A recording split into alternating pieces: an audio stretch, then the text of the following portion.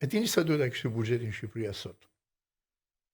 Sot Shqipëria ka një buxhet përgjithshëm për shpenzimet publike sipas ligjit buxhetit miratuar 9 miliardë.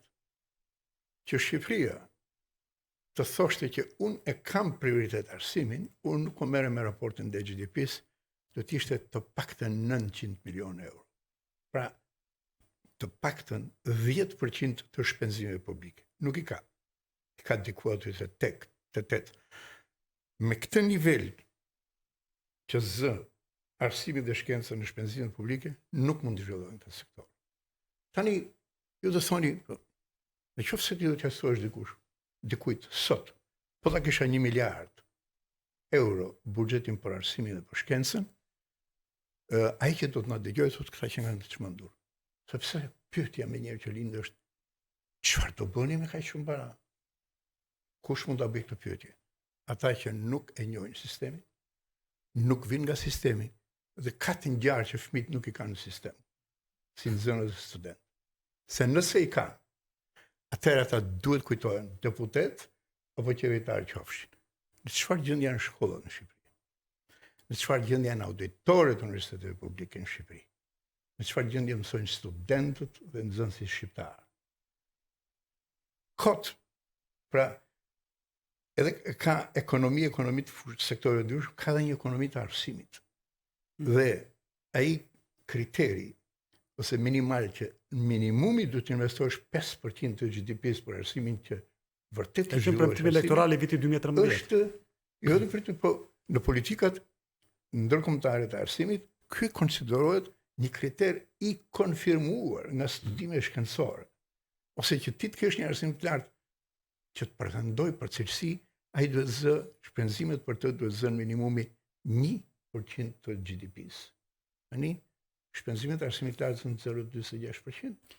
Dhe të gjitha këto, po t'i marrim koeficient ose raporte, ne investojmë për një nxënës student në Shqipëri 8 deri në 10 herë më pak se sa vendet e zhvilluara. Pa, kemi si zhvilluar me këtë investimi. Po Shqipëria e varfër, Shqipëria nuk është e varfër. Populli shqiptar është i varfër, qytetarët janë të varfër. Po me këtë GDP, sepse pretendohet që me buxhetin e 2026-s, që ne do kemi 9 miliard euro shpenzime dhe 28.3 miliard euro GDP. Atëherë, Shqipëria sigurisht ka vite që është në grupin, bën pjesë në grupin e vendeve me të ardhurat mesme të larta.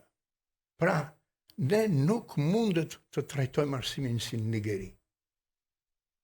Nuk mund të trajtojmë. Dhe ka ndodhur sot ky sektor është përballet me sfida të jashtëzakonshme. Ju morët mësuesit. Shumë mirë që ju morët mësuesit. Do shkojmë te pjesa Po do shkojmë. Do të ngelja edhe një sekond te kjo, për dy faktorë të tjerë, për shembull, ndoshta jo monetar.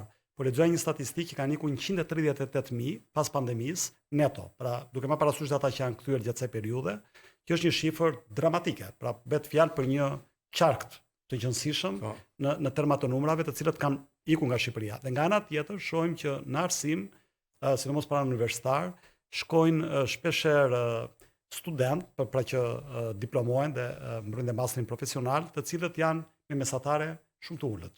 Pra degët, ata që kanë mundësi zgjedhje në bazë të pikëve të maturës, zgjedhin deg të cilët janë konkurruese në treg, dhe ndërkohë te mësuesia shkon një nivel më i ulët formimi. A ndikon kjo në cilësinë e arsimit dhe braktisjen e shkollave? Sigurisht. Po, më thënë,